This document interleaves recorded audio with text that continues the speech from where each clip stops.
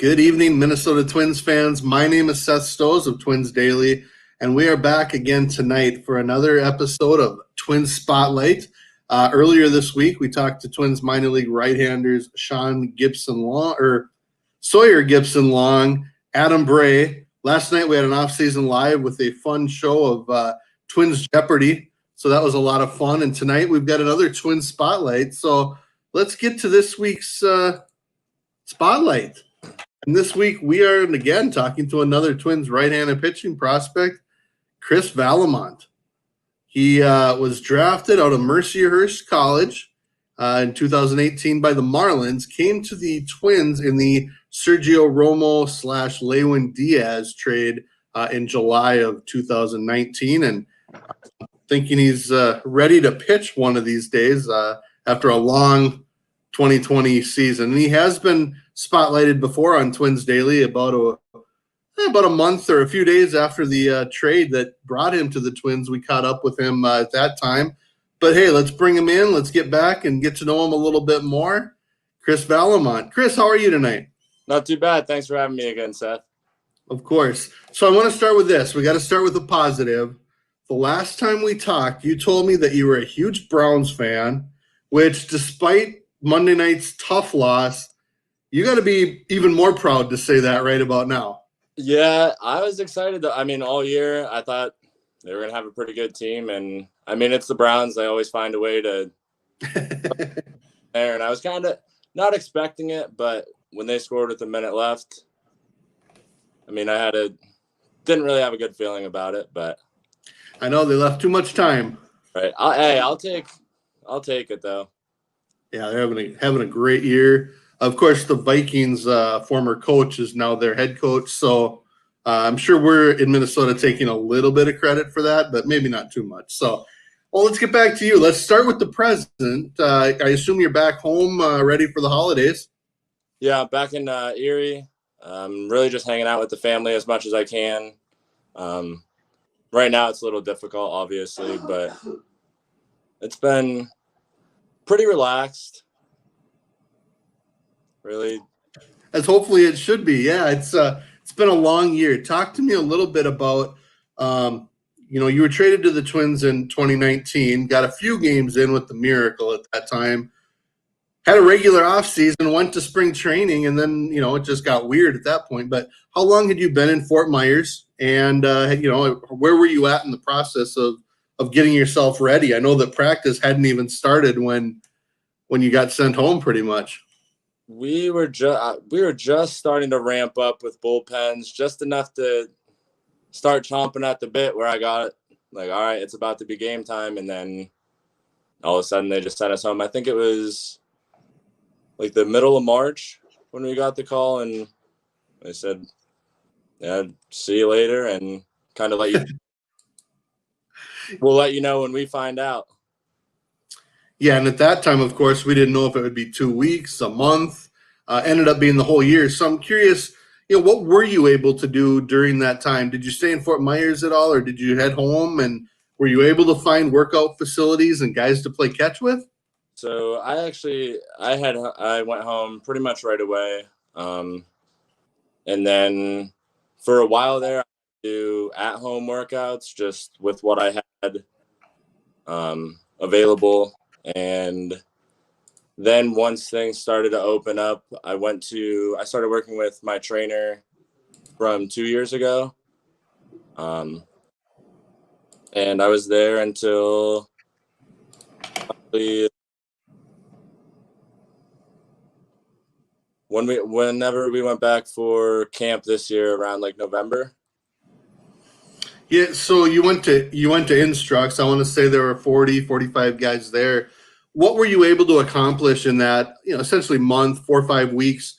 Obviously, after a missed season, I'm sure it's just about getting back out there. But at the same time, were there some things you were hoping to accomplish in that time, and maybe you did? Yeah, my main goal when I went down there was really to focus on my changeup and try to get more depth and just really overall command and feel for the pitch. And I think I did a very good job while I was down there, and just keep just making baby steps and hoping to progress from there. And I think it's becoming a very good pitch for next year. Were you able to throw a lot of live BP, or was it a lot of bullpens? Was it pretty well mapped out for you? Yeah, it was pretty well mapped out. We had like one bullpen a week and one live once we started actually getting into the swing of things, because we had to take a little. I mean, obviously we had to on ramp a little bit once we got there to make sure everybody was ready. But after that, we started going one bullpen and one live week. Okay, you mentioned your changeup. I was kind of looking back, and I know you've got fastball, mid to upper 90s. The changeup that you said you're working on, and I know that you throw both a slider and a curveball. I'm curious how those pitches are working, and how that's adjusted over the last, say, year and a half. Because the Twins are pretty well known for liking guys who can spin the ball. So, have you made progress, or what is your status on your breaking pitches? Those I'm just trying to keep consistent and just, I mean, really place it where I want to. But the slider's becoming more of an out pitch, whereas before I didn't have as much like faith and trust in it. But I've been getting a lot more feel recently. And then curveball, that's just, I don't know how I feel about it, because every time, I don't know really. I feel like I always have it in the back pocket, but there's obviously always room to improve. So, For sure. When you came to the Twins organization, and I've asked this of some of the recent draft picks, was there an adjustment period for you to kind of grasp the various analytics or the technology that they use relative to what maybe the Marlins used? Guessing you didn't have a lot of that in college, but did it take a little while, and were you able to use some of that already? So I wasn't able to use any in college. Miami, we used it a little bit, but from Driveline and all of that, I've always been very analytical and wanted to look at things.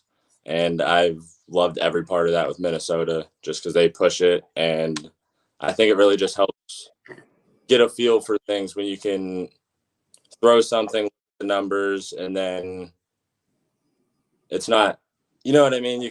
You actually see everything. And I think that's a big thing with me improving this year. Since I've been with Minnesota, that's been the big part. It's just the whole analytical and actually giving you back the information that is useful for you. And now it would be nice to get into a season where you can actually go against other hitters and see how the results play out, with the reality of it. So you mentioned Driveline a little bit. I was just going to touch on that. When did you kind of start working with them? And I guess what was kind of the impetus for kind of starting those conversations and that work? So I started it with my pitching coach my freshman year at Mercyhurst, and he just said, "Here, go ahead, start throwing as hard as you can." And I would see like big jumps and then a decline and then big jumps and then another decline. And it was kind of just one of those things I just stuck with. And I think it really helped my career, because I went into college probably, I think I topped out at 88.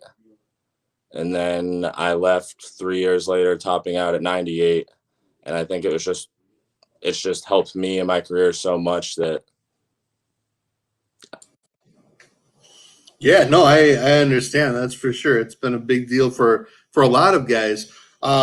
So at Mercyhurst, let's talk about that, because Mercyhurst is right in Erie, I believe. Correct. And I know we've talked about this, but just we've got a different audience here. So kind of take us back. Did you have some options coming out of high school? Was staying home important to your to your decision? What were some of the ideas that kept you home? Honestly, I had 3 offers coming out of high school. They were all D2, all in the PSAC, one being Lock Haven. I got one from Mansfield and Mercyhurst.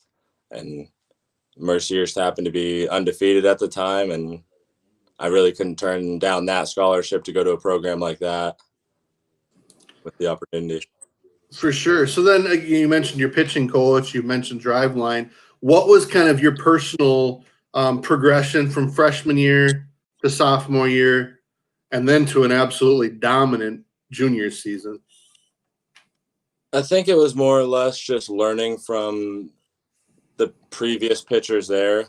The year before, the year before I graduated high school, Dan Altavilla was there, and he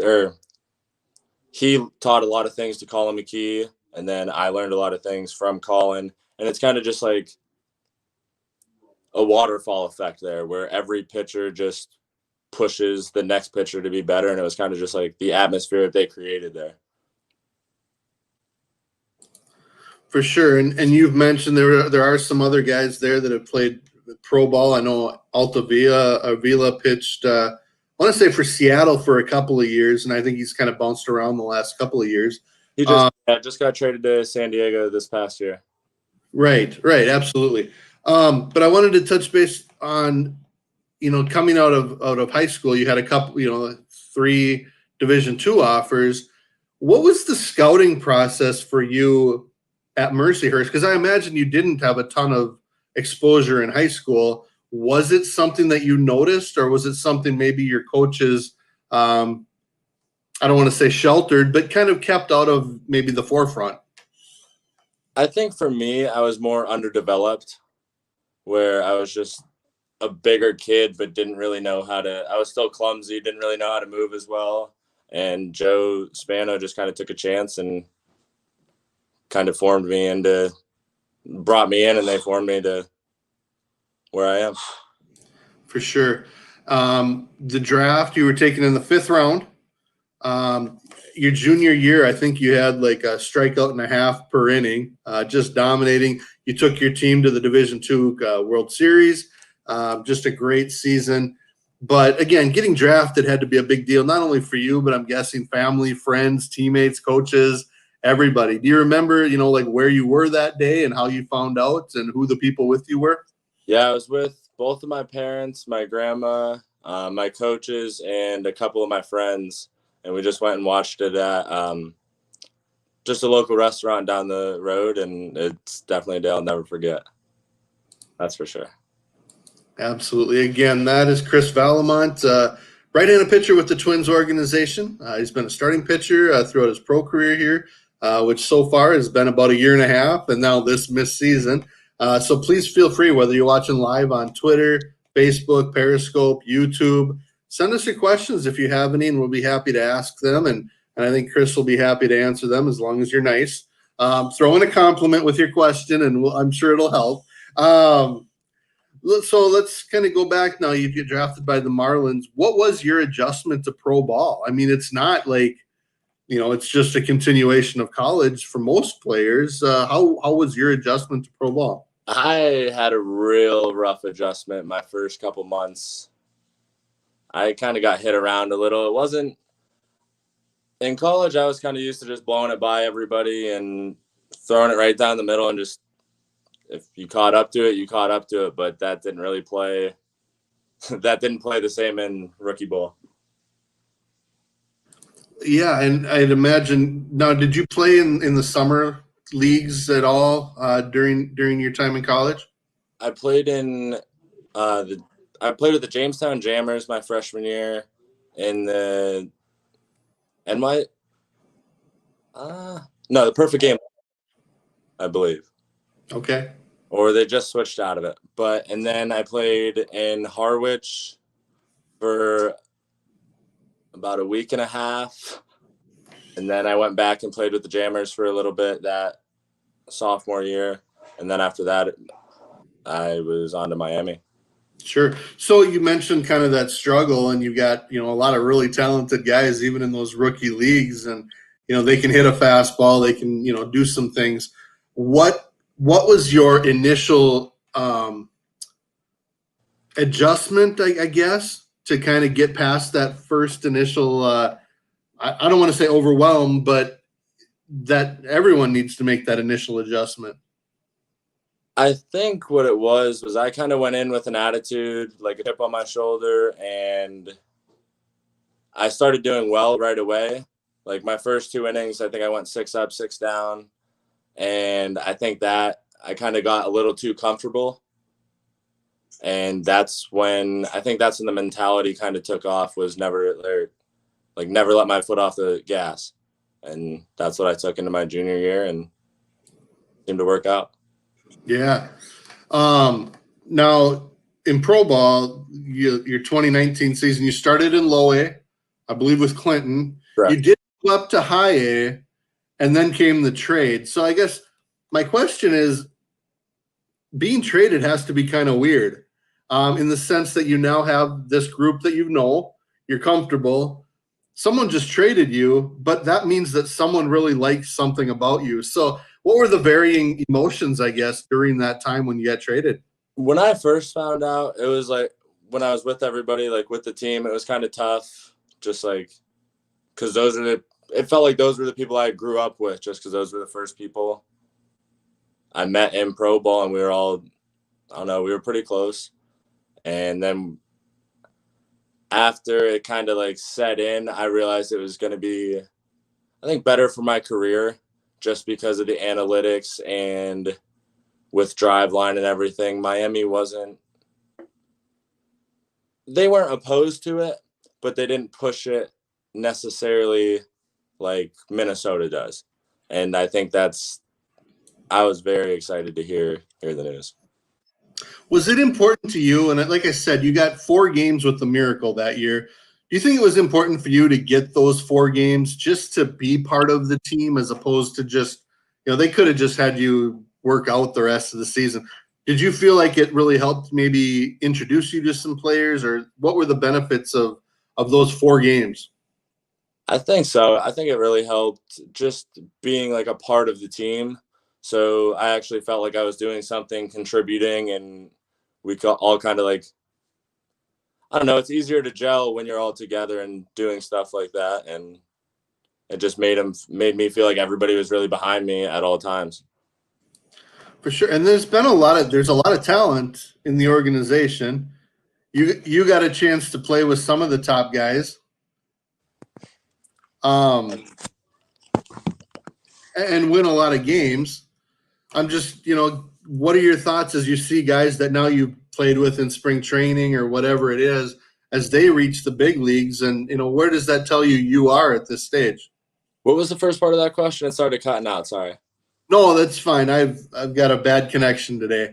I guess it was more the organization has a lot of really good prospects, and you played with some of those guys. You saw them this spring. What does it feel to be part of an organization that's developed such a strong minor league system? I enjoy going against competition. So having these prospects in the box that are going to be big time prospects, it's exciting to go against them. So you really have to go out and like show your best stuff, because nobody wants to go out and get shelled. Good point. And now, as you're working towards 2021, kind of a missed season here, are you in contact with a pitching coach, maybe one of the Twins pitching coordinators, anything like that, to kind of develop your off-season plan just because of the missed season? Does it change at all? The Twins have been very good this year, keeping up with everybody. I've probably gotten a text or a call twice a week from either a pitching coach or coordinator, just either checking in, seeing how things are going, seeing if I need anything. And yeah, I really couldn't ask for much more. Just they've been almost over the top sometimes, where it's like, yeah, like I'm good today still. But I mean, they got to do what they got to do, and I couldn't be. I mean, like you said, at least they're out there they wanted me, so it feels good. Yeah, and I mean, unfortunately, I mean, it's good that they are trying to make sure you have what you need, and if they didn't call, you'd wonder. Right. So let me ask you this: have you started a program in preparation for 2021 yet? When do you start throwing? I imagine workout process has started, but when do you start throwing? We started throwing. I took about 2 weeks off after instructs, and I've been throwing ever since. So it was kind of just a small little deload thing, and keep going.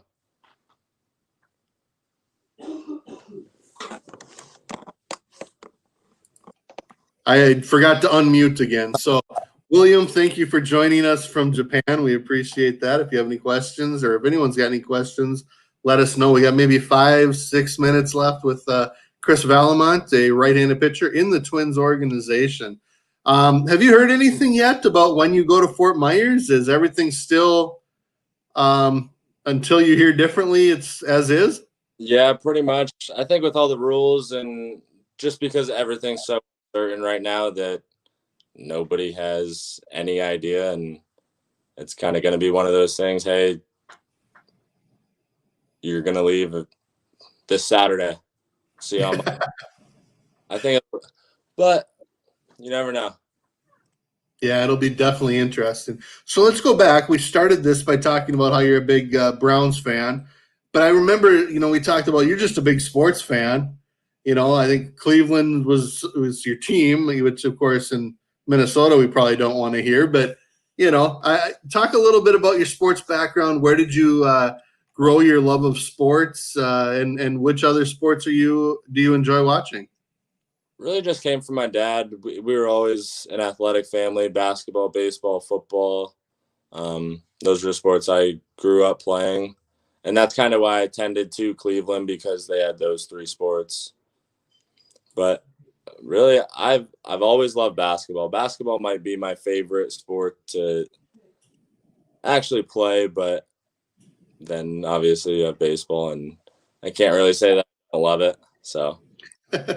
Well, and playing baseball's worked out pretty well. But tell us a little bit about those basketball playing skills. How long did you play? Did you play through high school? Were you good? Did you play on good teams? I played until my senior year, and like I said, I was all right for the area and just being up in Northeast, but I was still a little clumsy, that's for sure. What about football? What position did you play in football? Football, I was a tight end, lineman, backup quarterback. It was kind of just, I stopped playing my sophomore year of high school, and it was all over the place. Football wasn't my thing. Well, I think you're 6'5", Mm-hmm. and taking on the basketball court. Is that like a big man, a small man, a point guard, or a long range shooter, or were you under the boards? No, I was under the boards. I couldn't shoot that well in high school. Couldn't dribble. I was just kind of bigger, and I was just bigger than everybody, I guess. Just kind of my way around. My high school basketball coach once told me not to shoot unless no one was within 17 feet of me. So I said, so basically never shoot. And he said, oh, I'm not saying that. Didn't hear it from me. So what about pro teams? You talked about Cleveland, obviously. LeBron through the championship year. I imagine that was about the highlight there, right? Yeah, I was down in Cleveland for Game 7 of the NBA Finals, and that was unreal. Just like the city was mayhem.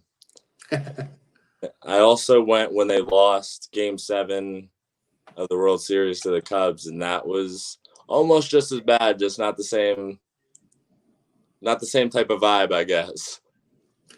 So since this is a baseball related show, I mean, who are your favorite Cleveland players? I imagine, Tommy would have been there when you were pretty young. Yeah. Was it Alomar Baerga, or was it a generation after that? I really grew up and started to love baseball, watching like CC, Hafner. I was a big Hafner fan. Just, I don't know. I watched a lot hearing a lot from my dad. Obviously, Omar. Yeah. But really, CC was my big. Yeah. Well, I mean, he was pretty good. Travis Hafner, of course, from eastern North Dakota, real close to Fargo. So I know he still works with Cleveland's organization, but I know he's on the radio in Fargo fairly frequently, once in a while as well. So those were definitely some good teams. I do have a question here for you, Chris, if you don't mind. Again, this is from William. My son is a 16-year-old pitcher in Rosemount High School. during this coronavirus shutdown, what are some good at-home workouts? I'm sure you've had to do a few yourself. So what are some things that you'd throw out there as have worked for you?